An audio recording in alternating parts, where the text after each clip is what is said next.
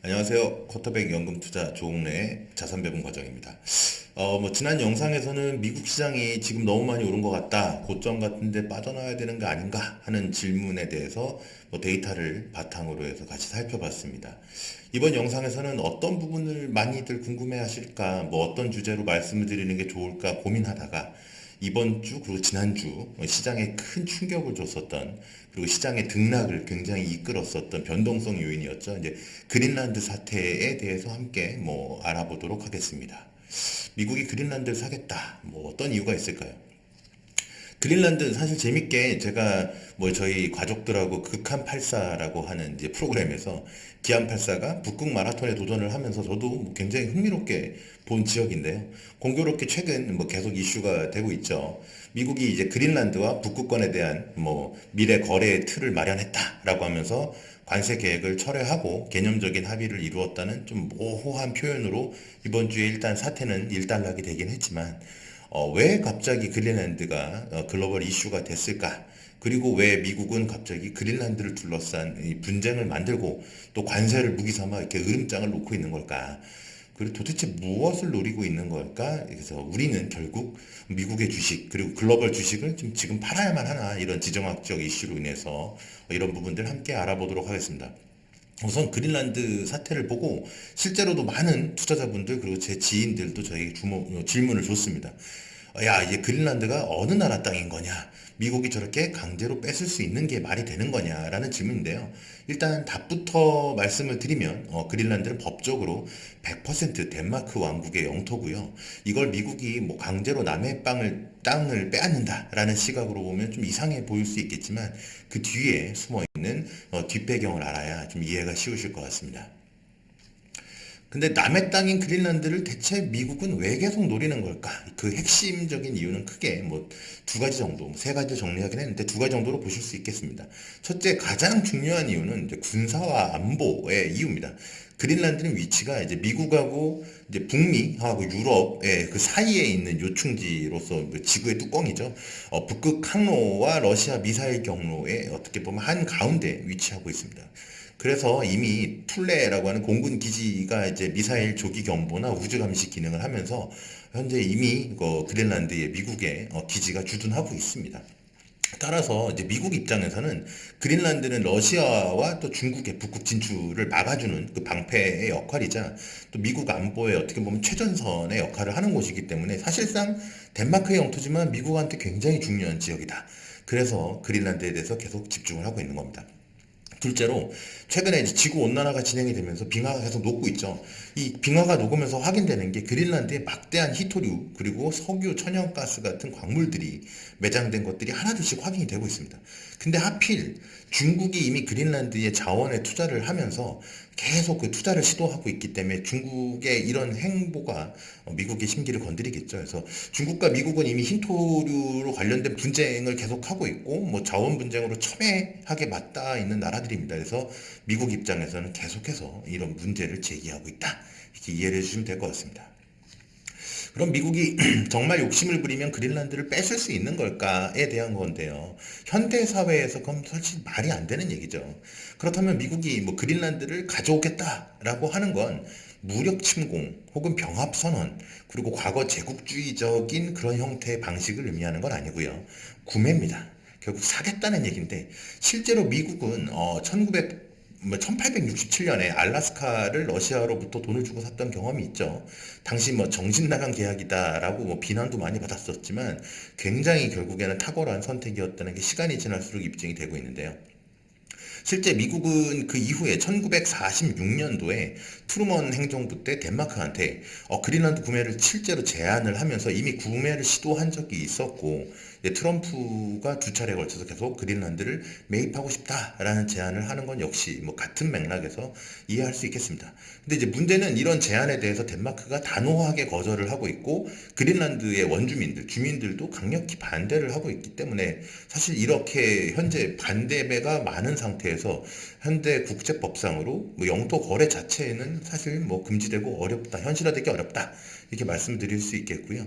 미국 역시 이런 부분을 모르진 않을 않을 겁니다. 그럼 결국 미국이 그린란드를 구매하거나 병합하겠다라는 시도는 성공할 가능성이 굉장히 낮고, 동시에 미국이 만약에 뭐 무력행위 같은 극단적인 무리를 뜬다? 있을 수 없는 일이죠. 현실적으로 굉장히 가능성이 낮고요. 게다가 미국이 자기 손으로 나토를 붕괴시키거나 국제 질서를 무너뜨리는 건 어떻게 보면 중국하고 러시아한테 굉장히 좋은 명분을 제시하는 꼴이 되기 때문에 사실 더더욱 원치 않는 결과가 될 겁니다. 그래서 이런 형태의 진행은 있을 수 없을 거다라고 말씀을 드릴 수 있겠고요. 근데 그러면 미국은 도대체 왜 계속 저러는 걸까? 그러면 이제 그건 앞에서도 얘기했기 때문에 뭐 앞에서도 얘기한 거와 같이 미국과 중국 간의 그 경쟁이 격화가 되고 있고요. 러시아의 북극의 진출, 군사화도 이루어지고 있기 때문에 더 늦기 전에 미국이 그린란드에서 좀 확실한 주도권을 잡아야겠다라는 생각을 하고 그런 인식이 퍼졌다고 볼 수 있겠습니다. 그래서 이제 미국은 분명히 간접적이고 또 구조적인 방식으로 압박을 가할 텐데요. 이미 이제 이번 주에 개념적인 합의를 이루었다 라고 하면서 트럼프는 만족한 것 같은 모습을 좀 보였습니다. 그러면서 뭐 여러 가지 관세도 철회하고 이랬는데 아직 구체적인 내용은 뭐 오픈되진 않았어요. 그렇지만 예상 가능한 시나리오를 한번 생각을 해보자 라고 보면, 첫 번째로 사실상의 지배력 강화가 좀 허용되지 않았나, 즉 미군 기지의 기능을 확대하거나 아니면 뭐 미사일이나 우주 감시 능력 같은 증대, 이런 군사력 증대에 관련된 부분들이 허용됐다. 그래서 뭐 합의가 되지 않았을까 해서 덴마크 땅이지만 실질적으로 미국이 운영하는 것과 같은 형태의 구조를 어느 정도 좀 인가되지 않았을까라는 생각을 한번 해볼 수 있고요.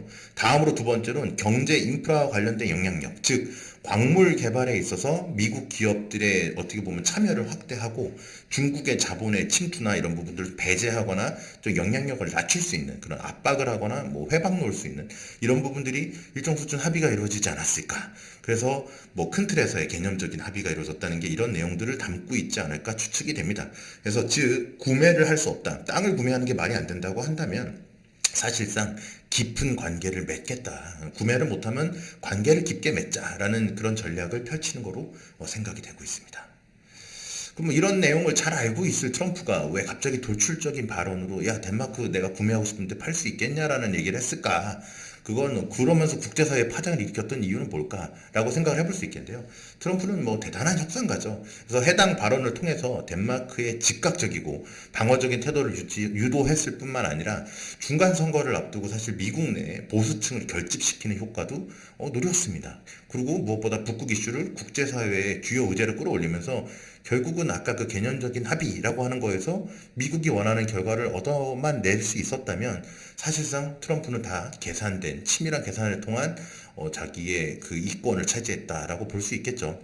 즉 정말 뭐 가지고 싶다, 사고 싶다의 개념이라기보단 놓치지 않겠다, 우리 권한 좀 더 허용해 달라라는 압박인 거죠. 뭐 일단 우선 2월부터 관세 부과하겠다는 계획도 철회가 되었고 뭐 무력 충돌 가능성도 공식적으로 부인했죠. 그러니까 이제 사태는 잠잠해졌는데 아마도 뭐 미국 입장에서는 위에 언급했던 뭐 여러 가지 그 원하는 미국 기지의 영향력이라든지 광물에 대한 권리 등을 포함한 모종의 만족스러운 결과를 받아보지 않았을까라고 추측이 되고 있습니다. 그러면 이제 뭐 우리는 이와 같은 지정 확정 리스크가 작년에 이어서 올해도 계속해서 반복되고 있고 시장이 뭐 변동성이 확대되고 있기 때문에 미국 주식을 팔고 떠나야 되는 걸까 이렇게 생각하는데, 앞선 영상에서부터 뭐 누누이 말씀드리지만 2026년 미국의 경제와 증시 환경은 매우 건강한 펀더멘털, 오른쪽에 지금 뭐 그 EPS 전망이 계속 상향되고 있는 그림도 넣어드렸는데요.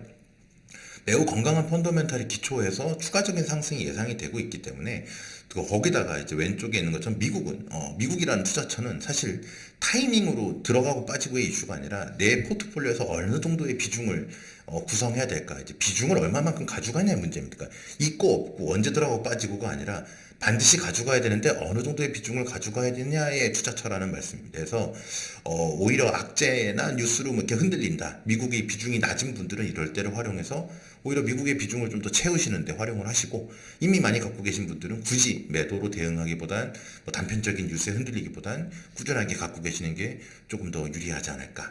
내 계좌에서 적정 수준의 미국의 비중이 있는지 없는지를 오히려 점검하는 그런 계기로 삼는 게 좀 더 좋을 것 같다라고 말씀드립니다. 제 영상에서 반복적으로 말씀드리지만 뭐 투자는 단기적인 흐름 그리고 단편적인 뉴스에 좌우되기보단 우리들의 안정적인 노후 설계 그리고 뭐 연금 자산 관리를 위한 장기적인 시각에서 접근을 하고 투자를 하는 게 필요합니다. 그래서 쿼터백에 도움이 필요하신 분들께는 이와 같은 이 투자 경로를 함께 할 수 있도록 여러분들이 궁금해하시는 부분들 답변 드리고 뭐 상담이나 솔루션 드릴 수 있습니다. 그래서 언제든지 필요하시면 연락을 주시면 좋을 것 같고요.